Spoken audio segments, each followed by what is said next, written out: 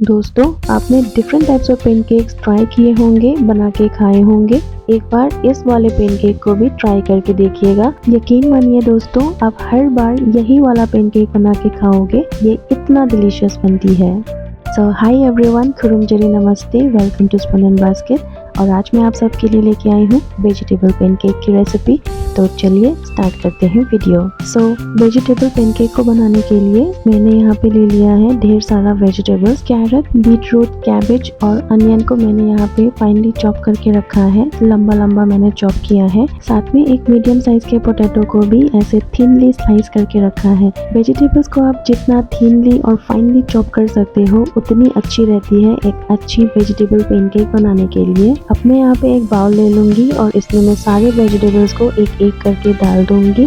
अगर आप चाहो तो यहाँ पे आप थोड़ा सा कैप्सिकम और थोड़ा सा स्प्रिंग ऑनियन को भी फाइनली चॉप करके ऐड कर सकते हो, वो भी बहुत अच्छी रहती है।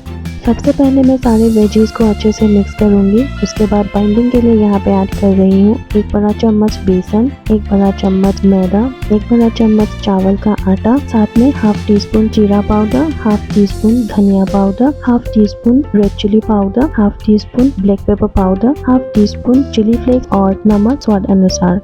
सभी चीज़ों को अब हम अच्छे से मिक्स कर लेंगे एक स्पून की हेल्प से। एक बार अच्छे से मिक्स हो जाने के बाद अब हम यहाँ पर डाल देंगे 2 बड़ा चम्मच पानी और इसको फिर से मिक्स कर लेंगे। एक अच्छी बाइंडिंग लाने के लिए मुझे यहाँ पे थोड़ा सा मैदा या फिर बेसन ऐड करनी पड़ेगी। तो यहाँ पे मैंने 1 बड़ा चम्मच मैदा ऐड किया है। आप चाहो तो यहाँ पे बेसन भी डाल सकते हो। बेसन या फिर मैदा आपको कभी भी एक साथ ज़्यादा नहीं डालनी चाहिए। जितनी आपको नीड हो उतनी ही आप थोड़ा थोड़ा करके ऐड करिएगा, तभी आपकी पैनकेक अच्छी और क्रिस्पी बनेगी। उसके बाद एक गरम तवे के ऊपर मैं 1 टीस्पून तेल ऐसे लगा लूंगी और जो मिक्सचर हमने अभी रेडी किए थे उसे यहाँ पे डाल देंगे। 2 बड़ा चम्मच मैंने यहाँ पे डाला है। साइज आप अपने हिसाब से बड़ा छोटा कर सकते हो। किनारे पर हल्का हल्का ऐसे टैप करेंगे और इसको एक स्क्वायर शेप देंगे। आप चाहो तो राउंड शेप भी दे सकते हो। बस आप इस बात का ध्यान रखिए कि इसकी थिकनेस जो है मीडियम होनी चाहिए, ताकि हमारा पेनकेक सही तरीके से अंदर तक पक सके और एकदम क्रिस्पी बने। लो मीडियम फ्लेम में आप इसको उलट पलट करके क्रिस्पी होने तक फ्राई कर लीजिएगा। आराम से आपका 7 to 8 मिनट लग जाएंगे एक पेनकेक को अच्छे तरीके से पकने में। तो ये आप देख सकते हो फर्स्ट वाला पेनकेक एकदम रेडी है सर्व करने के लिए। सेकेंड वाले पेनकेक को भी हम सेम वे में बना लेंगे। फ्रेंड्स, पेनकेक को अच्छी क्रिस्पी बनाने के लिए थोड़ा सा टाइम लगता है। टाइम दोगे तो अच्छी तरीके से क्रिस्पी बनेगी। अगर आप इसमें जल्दबाजी करेंगे तो ये क्रिस्पी नहीं बनेगी, सॉगी हो जाएगी और तब इसको खाने में आपको बिल्कुल भी मज़ा नहीं आएगा। तो इसको आप पेशेंस से बनाइए, बहुत डिलीशियस बनती है। बनने के बाद आपको बहुत पसंद आएगा। और क्योंकि हमने इसमें ढेर सारे वेजिटेबल्स डाले हैं तो ये हेल्थ के लिए तो बहुत ही अच्छी है। और अगर आप डाइट पर हो तो ये वाली रेसिपी तो आपके लिए बहुत ही अच्छी रहने वाली है।